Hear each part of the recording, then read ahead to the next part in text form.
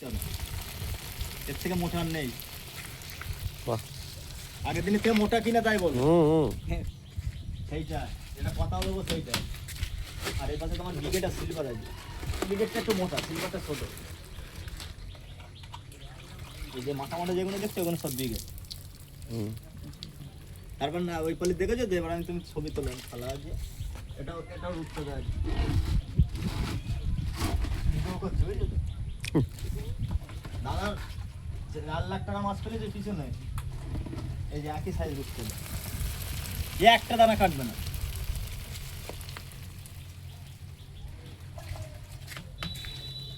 রূপচাঁদাটা 500 বেশি আছে। বলছি গুনে দেবো না মনের বিশ্বাস তাই বলো, সেইটাই। এইটা যে 1 হাঁড়ি মাছ তোমার ওইটা কত চালানি হবে জানো? এইটা বিরাট অনেক মাছ আছে।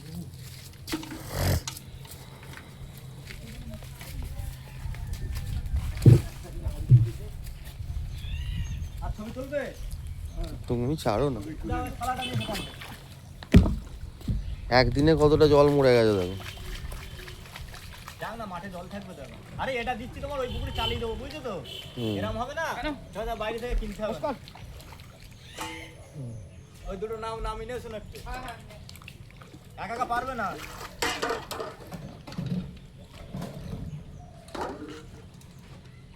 এই নাও এখানে।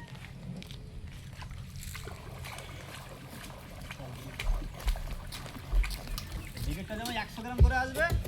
বউ মাছ হুম? বউ মাছ সাইজটা তো পেঁচেটা নিয়েছে, পেঁচে নিয়েছে।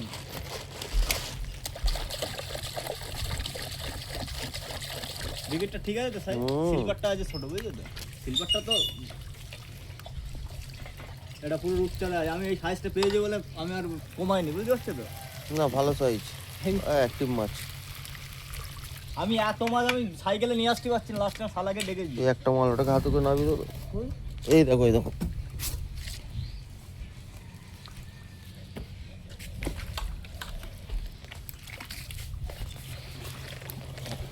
কালকের থেকে খাবার দিতে হবে,